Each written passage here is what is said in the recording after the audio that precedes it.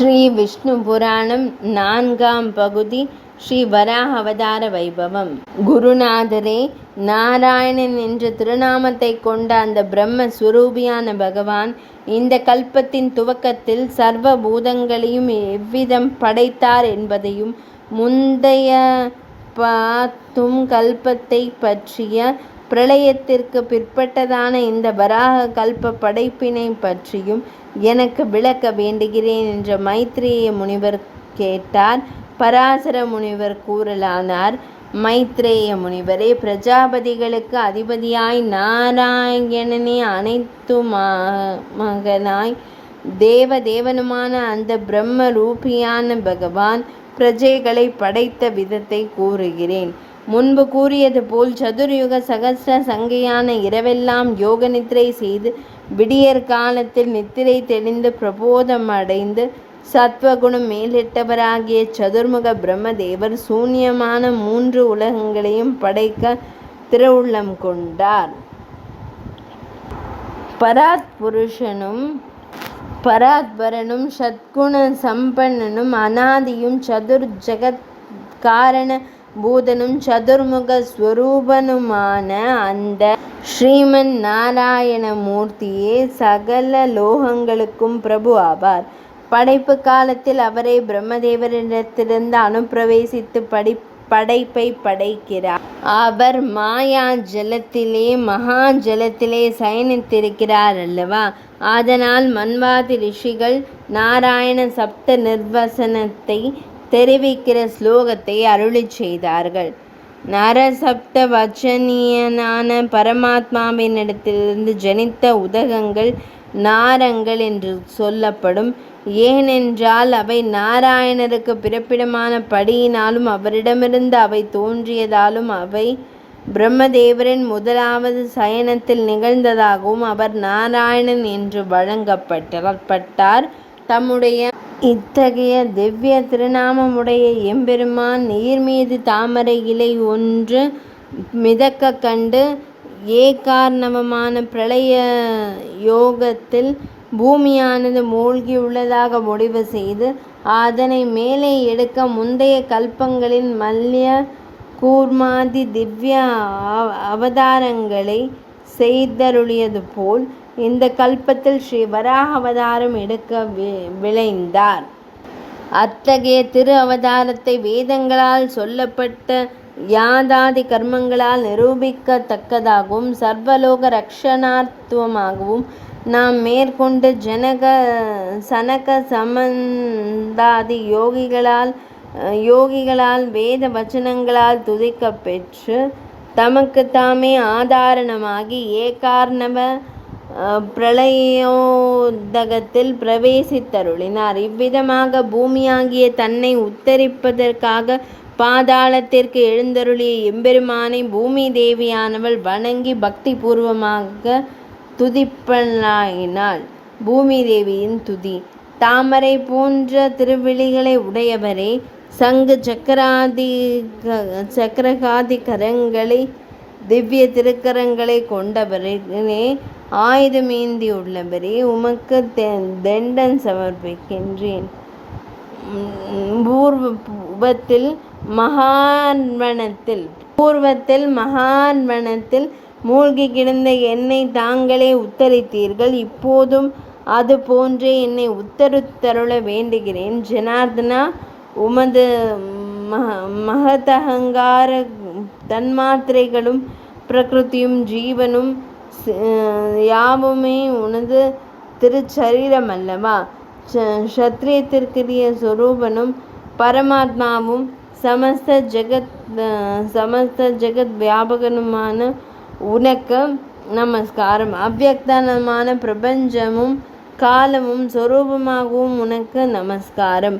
பிரம்ம ரூப ஸ்வயரூப ருத்ர ரூபமும் தரித்து சர்வ பூதங்களுக்கும் சிருஷ்டிகர்த்தாவாகவும் ரக்ஷகனாகவும் சங்காரகனாகவும் இருந்து கல்பாந்த காலத்தில் சகல பூதங்களையும் கிரகித்து 3 லோகங்களையும் தண்ணீரானது பொங்கி அழிந்ததும் படி செய்து பின்னர் அந்த மகா பிரளயத்திலேயே சயனம் செய்து பரம யோகிகளாலேயே கோவிந்தா என்று தியானிக்கப்படுவதும் நீரே அன்றே? பத்மநாபனும் திவ்யனுமான உமது திவ்ய ஸ்வரூபத்தை நிஜஸ்வரூபத்தை எவரே அறிவார்? நீர் ஜெகத்தை ரட்சிப்பதற்காக லீலார்த்தமாக தரித்த உமது அவதாரங்களை என்றே தேவர்கள் ஆராதிக்கிறார்கள். மோட்சத்தை விரும்பும் மாமுனிவர்களும் பரபிரம்மமான உம்மையே ஆராதித்து முக்தராய் பரமானந்தத்தை அடைகின்றனர். யாவற்றுக்கும் ஆதாரமும் ஆதேயமும் தாரகனும் பிரகாசகனுமாகையால் ஸ்ரீ வாசுதேவன் என்கிற திருநாமம் கொண்ட உன்னை ஆராதிக்காமல் எவன்தான் முக்தி அடைவான்? மனத்தால் கிரகிக்கப்பட்ட சுகம் முதலானதும் கண் முதலிய இந்திரங்களாலேயே கிரகிக்கத்தக்க ரூபாதிகளும் புத்தியினால் பரிசோதிக்கும்படியான பிரமாணந்தரங்களும் உனது சொரூபங்களாயிற்றே. தேவதேவா, உன்னிடத்தில் பிறந்து உன்னையே ஆசிரியித்து உனது சரீர பூதையாய் உன்னிடத்திலேயே நிலைத்திருப்பவளாகையால் உலகங்கள் யாவும் என்னை மாதவி என்று கூறும். சகல ஞான சுரூபிணி நீ ஜெயசாலியாக கடவை. ஸ்தூல பிரபஞ்ச ஸ்வரூபிணி நீர் வாழ்க. அவ்வையனே, அளவில்லாதையாலே அனந்தன் என்ற திருநாமம் உடையவனே, விபக்த பூதாதி சுரூபனே, அவ்யபக்த ரூபனே,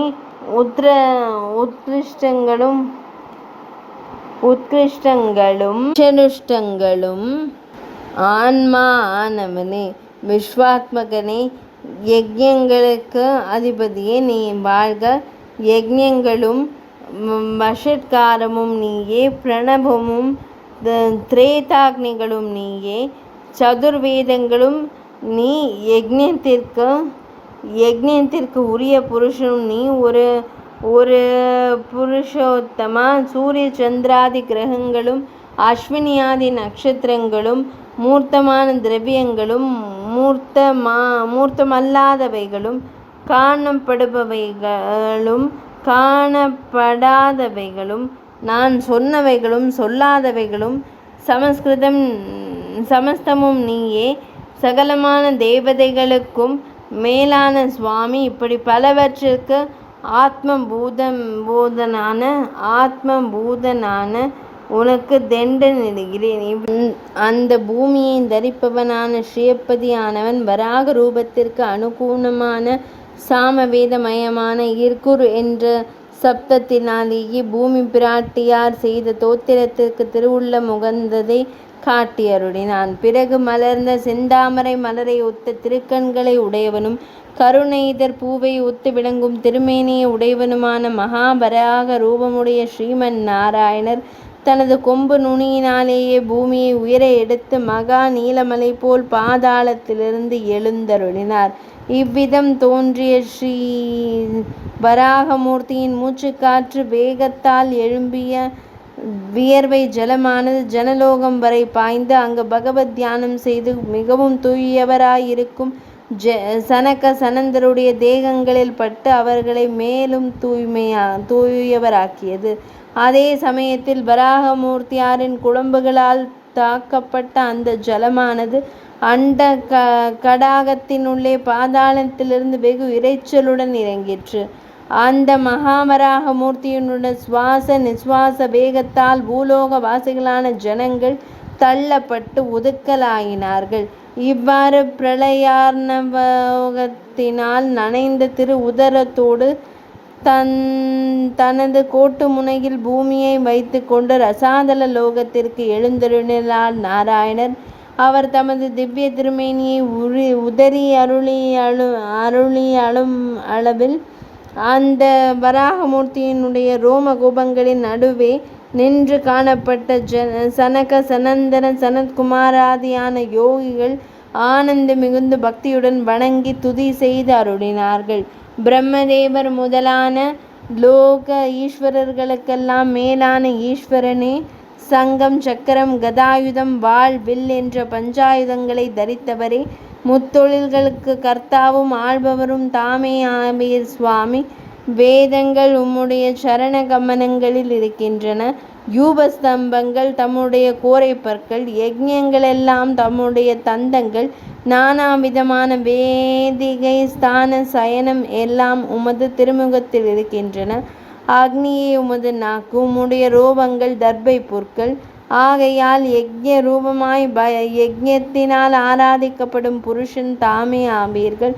இரவும் பகலும் உமது திருக்கண்கள். சகல வேதங்களுக்கும் ஆதியான பிரணவமே உமது சிரசு. புருஷ சூக்தம் முதலான சூக்தங்கள் எல்லாம் உம்முடைய பிடரியின் ரோமங்கள். சாமவேதமே உம்முடனேயே கம்பீரமான நாதம். பிராக் வம்சமென்ற அக்னி சாலையின் முன்புறமானது உம்முடைய திருமேனி. இப்படியாக மூர்த்தியாய் அனாதியாய் உள்ள ஷட்குண ஐஸ்வர்ய சம்பன்னனான எம்பெருமானே, உன் திருவடி வைப்பினாலே பூமியை ஆக்கிரமித்து பதம் கிரமம் என்ற ஏற்பாடுகளுடன் கூடிய அளவற்றதாய் ஆதியில் நின்ற சப்த பிரம்மம் நீயே.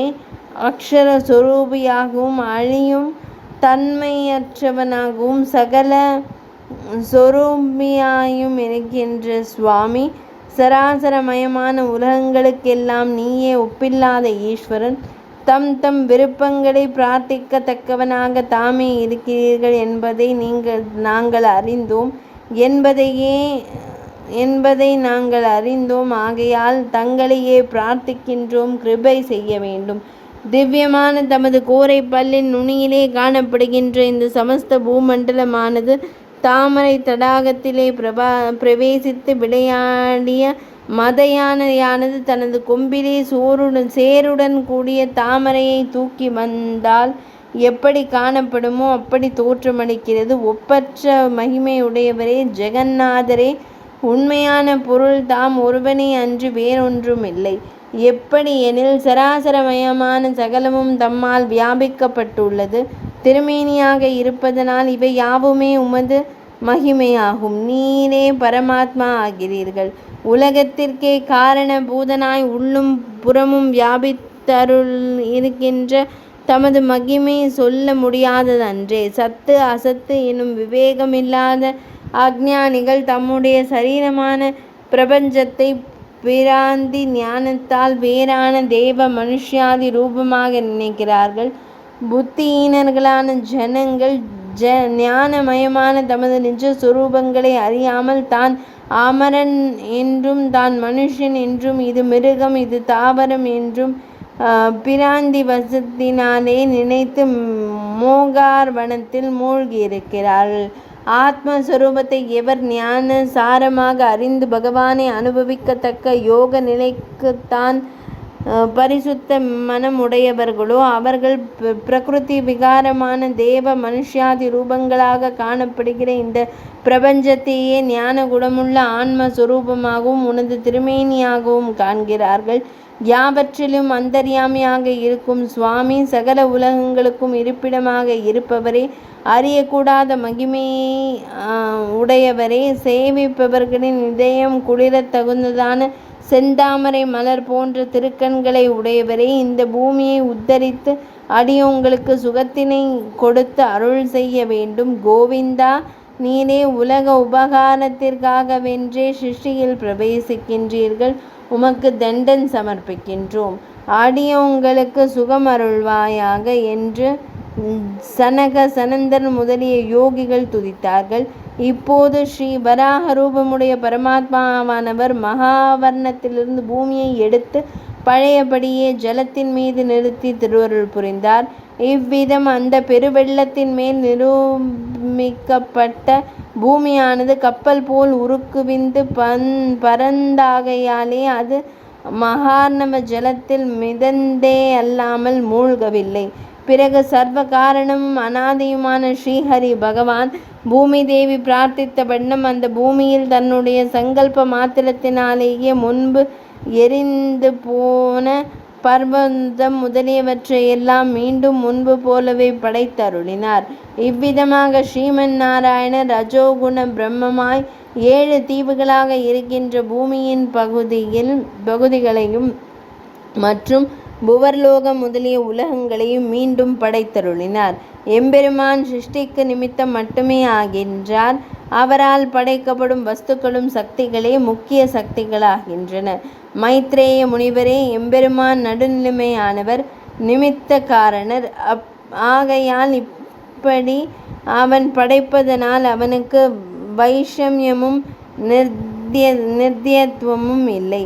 உயிரினங்கள் அநாதி கர்மவசத்தினாலே பூர்வ கர்மானுரூபமாக நானாவித கர்ம மார்க்கங்களிலேயே சஞ்சரித்து கொண்டிருக்கின்றன. சர்வ சமநிலையினாலும் சாட்சி பூதனுமாகிய பரம புருஷனை தவிர பிரபஞ்சத்திற்கு வேறொரு காரணமில்லை.